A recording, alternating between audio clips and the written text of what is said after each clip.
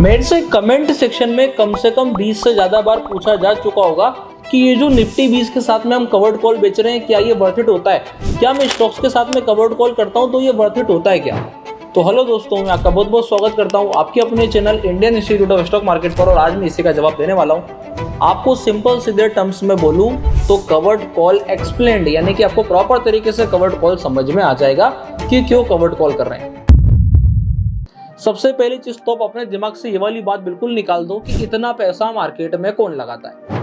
ये आपकी सबसे गलत सोच है। अगर आप इस वाले वीडियो पे आ गए हो और आपको नहीं पता है कि एक्चुअली में एक लॉट कितना कॉस्ट करता है, तो आप आज यहाँ से एक अच्छी लर्निंग लेके जाने वाले हो कि मेरे को मार्केट में इतना पैसा लगाना है। आपकी भी सोच होनी चाहिए। ये आपको इस वाली वीडियो को एक पॉजिटिव तरीके से देखना चाहिए कि मैं यहाँ पे कितना पैसा लगा सकता हूँ और कितना पैसा ऐसा रेंटल इनकम अर्न भी कर सकता हूँ। आप ऐसा समझना कि आपके पास एक फ्लैट है, उस फ्लैट को अगर आप रेंट पे दे दोगे तो आप उसे क्या बोलोगे कि ये मेरे को रेंटल इनकम देता है। अगर आप किसी अच्छी लोकेलिटी में चले जाओगे, आपका फ्लैट मैं मानता हूँ कि बहुत ही पॉश इलाके में, बहुत बढ़िया जगह पे, तो कितना बनेगा?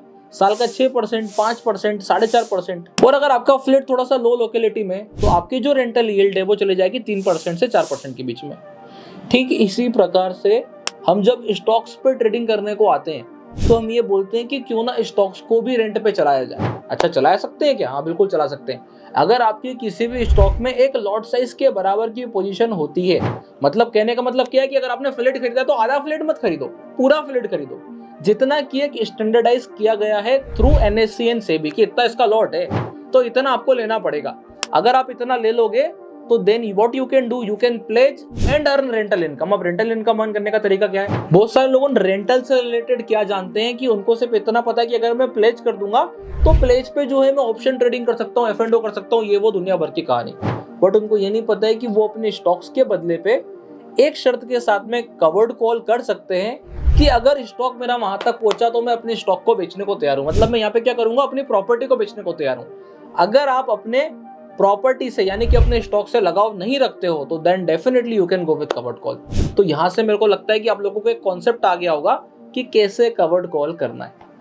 अब मैं कवर्ड कॉल किनके साथ कर सकता हूं, ध्यान से सुनिएगा।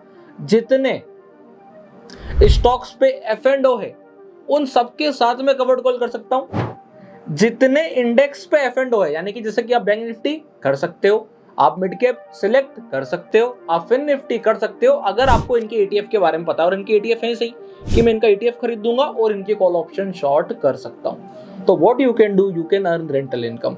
तो ये हो जाता है आपका ओवरऑल कवर्ड कॉल। तो यहाँ पे मैंने आपको कवर्ड कॉल को एक्सप्लेन कर दिया है। अब मैं एक चीज बोलता हूँ यहाँ पे, तो अगर आप ये वाले कॉन्सेप्ट को डिटेल में समझना चाहते हो तो वीडियो के नीचे कमेंट करना और चैनल को सब्सक्राइब कर देना।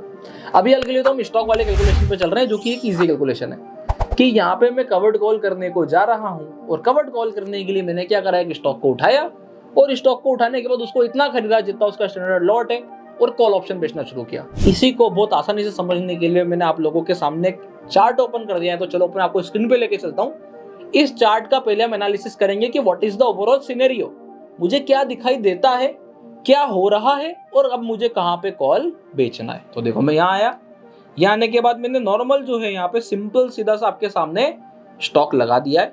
स्टॉक को लगाने के बाद अगर आप यहाँ पे आप देखोगे तो आपको दिखाई देगा कि स्टॉक का एनालिसिस क्या बोल रहा है। ऑल इन ऑल देखो ये बहुत धीमा धीमा ऊपर की तरफ बढ़ रहा है, दिख रहा है। इसका इस सच ब्रेकआउट अभी हाल नहीं आया है। एक फ्लैग का फॉर्मेशन लेते हुए, राइजिंग फ्लैग का फॉर्मेशन, राइजिंग वेज का फॉर्मेशन लेते हुए ऊपर की तरफ बढ़ रहा है। अब यहाँ पे क्या पोजीशन है, इसको अब देखो, ये तो था अपना चार्ट पैटर्न हो गया। अब इसको एफरेट करते हैं कैंडल बाय कैंडल।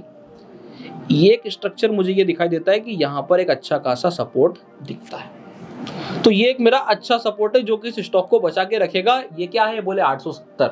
दूसरा, ऊपर में ये एक रेजिस्टेंस की तरह वर्क कर रहा है, बट ये फट सकता है ऊपर की तरफ और इस वाले लेवल को वापस से टेस्ट करेगा, जो कि कितना आता है 950। दो सिनेरियो क्लियर हो गए, बोले डन।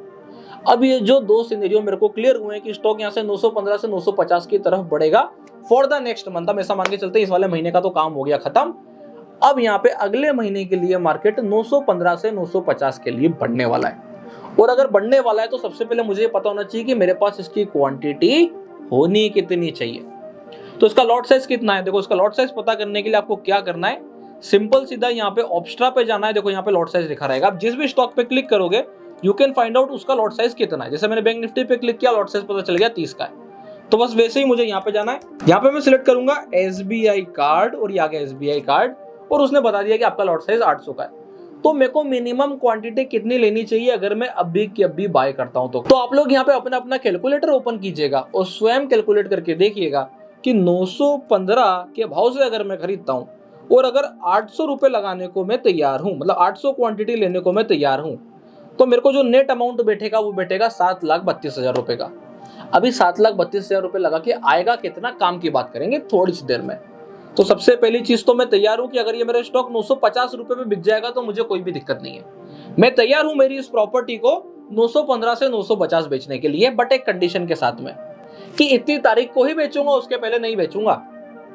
मतलब कि मेरे को पूरा प्रीमियम चाहिए, मेरे को किराया मेरा पूरा चाहिए है, उसके बाद ही मैं बेचने को तैयार हूं। तो यहाँ पे मैं आता हूं, अभी क्या किराया बन रहा है चलो अपन चेक करते हैं। तो मैं गया नेक्स्ट मंथ के लिए। देखो मेरा मानना है कि आप लोगों को ये स्टोरी के साथ में रिलेट कर पाओगे। एक्चुअली में यही कवर्ड कॉल होती है। आदमी को लगता है कि अरे स्टॉक बिक जाएगा, ये हो जाएगा। अरे आप नई स्टॉक खरीदो ना, क्या दिक्कत है। तो you can do the same. तो यहाँ पे मैंने क्या करा, सीधा गया 950 की कॉल ऑप्शन देखा, 13 रुपए बिक रही है, 13 रुपए पे इसको सेल कर दिया।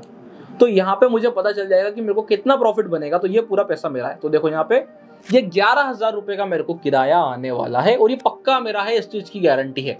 या तो मेरी प्रॉपर्टी बिकेगी तो मेरे को 11,000 रुपए आएगा, या मार्केट कितना ही नीचे चले जाएगा मेरे को रेंट आ जाएगा। अब यहाँ पे सबसे बड़ी दिक्कत ये बनेगी कि सर देखो अगर ऊपर चला गया तो आपने 11,000 रुपए ले लिया और अपना स्टॉक भी बेच दिया, तो आपका एक्चुअली में रेंट आया कितना। तो रेंट तो मेरा 11,000 है, बट बाकी का मेरी प्रॉपर्टी की कीमत है।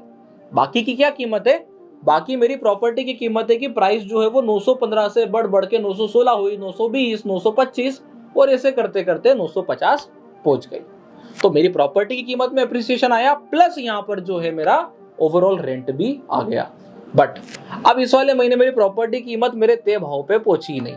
सपोज वो 920 पहुंची, 915 से पूरे महीने में 920 पहुंची, तो क्या होगा, तो मेरे को रेंट भी मिलेगा प्लस 5 रुपए का अप्रिसिएशन मिलेगा। बट उल्टे केस की बात करते हैं, जो मैंने आपसे थोड़ी देर पहले बोला था कि सर आपने रेंट तो ले लिया, बहुत अच्छी बात है, बट प्राइस पूरा नीचे चला गया, मेरा SBI कार्ड जो है वो 850 चला गया। अब मैं क्या करूंगा। तो आपकी प्रॉपर्टी है, आपने ली ही इसलिए थी कि मैं अज्यूम करता हूं कि मैं इसको रख लूंगा अगर मैं इसको ऊपर बेच नहीं पाया तो, और अगर मैं इसको ऊपर बेच नहीं पाया तो मैं इसे रखूंगा तो कोई दिक्कत नहीं है। अगले महीने में बोलूंगा कि मेरे को भाव से भाव बेच देना है, कोई बात नहीं। देखो मैं आपको समझाता हूं। अब यहाँ देखना, अगर ये ऊपर भागेगा तो प्रॉफिट आएगा कितना, पहले ये समझो। 950 माइनस 915 मतलब हो गया 35 इंटू करेंगे 15। यहाँ पे मैंने फिर से खोला एक बार और कैलकुलेटर, और यहाँ पे अगर मैं जाकर के बोलूं कि 950 माइनस 915 हो गया मेरा 35 रुपए इंटू 800, तो ये बैठता है 28,000 प्लस 11,000 रुपए जो है वो मेरा क्या हो जाएगा, रेंट। तो नेट में जो मेरा रिटर्न बनेगा वो 40,000 के आसपास बनेगा। तो यहां से ये हो जाती है ओवरऑल स्टोरी। अब बात कर लेते हैं कि नीचे चला गया तो क्या होगा। तो नीचे चले गया तो मेरे को जो 11,000 रुपए आने थे ना, वो मेरे को आने ही हैं, वो पक्के हैं। और जैसे सपोज यहाँ से अगर प्राइस नीचे चली गई तो नीचे जाने के बाद मैं क्या करूंगा, नेक्स्ट मंथ के लिए 915 रुपए का ऑप्शन सेल करूंगा। फिर प्राइस और नीचे चली गई तो अब और नीचे चली गई तो कुछ नहीं करूंगा, मैं हर महीने बस 915 रुपए का ऑप्शन बेचता रहूंगा, अनलेस एंड अनटिल जब तक दोबारा से घूम के ऊपर ना आ जाए। ये हो जाता है एक तरीका। दूसरा तरीका कि मेरे को अब ये ऊपर उतार चढ़ाव समझ में आते हैं। अगर आप लोगों को उतार चढ़ाव समझ में आते तो आप क्या कर सकते हो, जब प्राइस नीचे टूट रही है तो you can go and short ITM call options, ATM call options, और जब प्राइस घूम के ऊपर चल रही है तो आप उसको OTM पे शिफ्ट कर सकते हो। तो मेरा मानना है कि अभी हाल के लिए आप लोगों को ओवरऑल कवर्ड कॉल समझ में आ गया होगा कि क्या होता है। अब अगर आप ये जानना चाहते हो कि ये जो मैंने ITM और OTM वाला गेम बताया है कि इसको कैसे करना है, तो तैयार हो जाओ फटाफट से वीडियो के नीचे एक कमेंट और डालने के लिए कि sir covered call explain part 2। और अगर आपको चाहिए पार्ट 2 तो फटाफट से कमेंट डालना, आपको पार्ट 2 मिल जाएगा। तब तक के लिए बहुत बहुत धन्यवाद।